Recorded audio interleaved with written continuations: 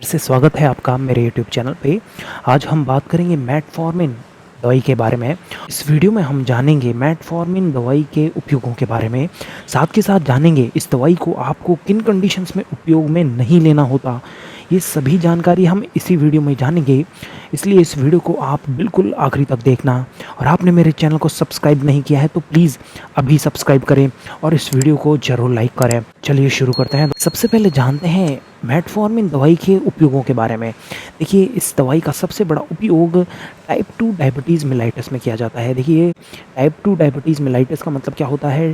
Diabetes DM मतलब diabetes mellitus.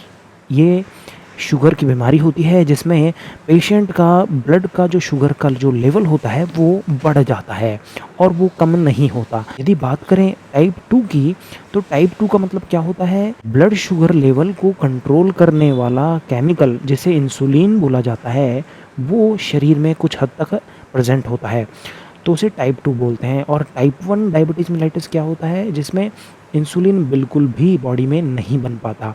तो type 2 diabetes mellitus में मेटफॉर्मिन दवाई का उपयोग किया जाता है। अगर बात करें इसकी क्लास की, तो ये बिगिनडिस दवाइयाँ होती हैं जो ब्लड शुगर लेवल को कम करती है। आइए जानते हैं कि ये किस तरीके से ब्लड शुगर लेवल को कम करती है। देखिए, ये सबसे पहले तो क्या करती है, जो लिवर में बन रहे ग्लूकोज़ के प्रोडक्शन को ये कम करती है दवाई मेटफॉर्मिन। अब ये मेटफॉर्मिन क्या करेगी? इसके साथ साथ जो ग्लूकोज़ का एब्जॉर्प्शन होता है हमारे पेट के अंदर, हमारे इंटेस्टाइन के अंदर, उसको भी ये दवाई कम कर देती है। तो दूसरा ये टारगेट हो गया इसका। तो इससे क्या होता है, ओवरऑल जो ब्लड शुगर लेवल होता है हमारे बॉडी के अंदर वो कम होने लग जाता है। इसके अलावा ये क्या करती है, जो इंसुलिन, जो मैंने पहले बताया, इंसुलिन क्या करता है, ग्लूकोज़ का जो लेवल होता है हमारे शरीर के अंदर उसे रेगुलेट करती है, उसे कम या ज़्यादा करती है। तो इंसुलिन जो सेंसिटिविटी होती है उसे ये दवाई बढ़ाती है, जो कि कम हो जाती है डायबिटीज़ मेलाइटिस के केस में। और इसके अलावा क्या होगा, देखिए, जो यूटिलाइजेशन और अपटेक, ये दोनों चीज़ें कम हो जाती हैं डायबिटीज़ मेलाइटस के दौरान। मेटफॉर्मिन दवाई इन दोनों चीज़ों को बढ़ाती है, जिससे क्या होता है, ग्लूकोज़ का जो लेवल होता है ब्लड में वो रेगुलेट होने लग जाता है, वो नॉर्मल होने लग जाता है। आइए जानते हैं इस दवाई के कॉन्ट्राइंडिकेशंस के बारे में। देखिए, इन कंडीशंस में आपको ये दवाई उपयोग में नहीं लेनी होती। हाइपर सेंसिटिविटी रिएक्शन है किसी को, यदि पहले एलर्जी हुई है इस दवाई से, तो वापस इस दवाई का उपयोग नहीं करना चाहिए। इसके अलावा मेटाबॉलिक एसिडोसिस है तो भी इस दवाई का उपयोग नहीं करना चाहिए। जब भी बॉडी में एसिड्स बहुत ज़्यादा बढ़ जाते हैं तो उस कंडीशन को मेटाबॉलिक एसिडोसिस बोलते हैं। तो इस कंडीशन में भी मेटफॉर्मिन दवाई का उपयोग नहीं करना चाहिए।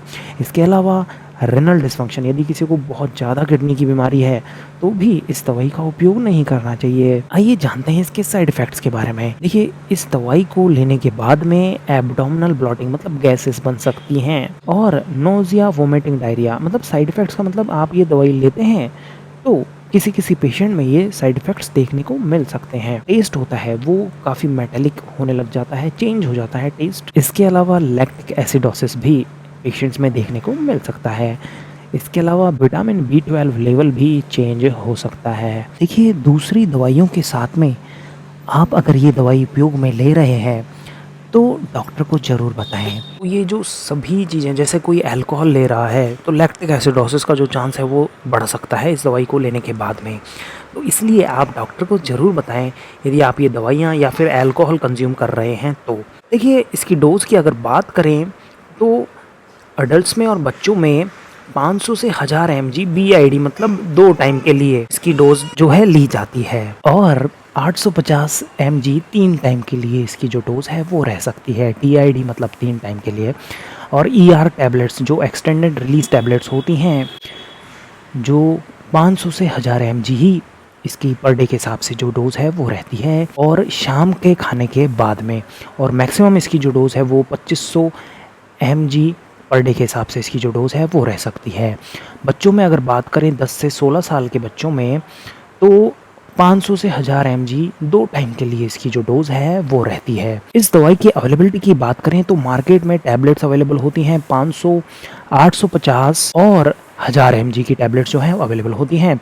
और ER टैबलेट्स अगर बात करें तो 500, 750, 1000 mg की जो टैबलेट्स हैं वो अवेलेबल होती हैं। ओरल सॉल्यूशंस की अगर बात करें तो 100 mg पर ml के अंदर इसके ओरल सॉल्यूशंस भी अवेलेबल होते हैं। इस दवाई को लेने के बाद में इलेक्ट्रोलाइट्स लेवल, ग्लूकोज लेवल जो है वो मॉनिटर करना जरूरी है, क्योंकि ये दवाई ग्लूकोज पर असर डालती है और ये दवाई कहीं ग्लूकोज को ज़्यादा कम तो नहीं कर रही, ये भी चीज़ मॉनिटर करना जरूरी है। इस दवाई को खाना खाने के बाद लें तो बेहतर होता है पेट से रिलेटेड साइड इफेक्ट्स को कम करने के लिए। और जो टैबलेट्स होती हैं उसको क्रश नहीं करना होता। ये था मेटफॉर्मिन दवाई के बारे में। ये वीडियो आपको कैसा लगा प्लीज़ आप कमेंट करें, इस वीडियो को जरूर लाइक करें और मेरे चैनल को जरूर सब्सक्राइब करें। ये वीडियो देखने के लिए धन्यवाद।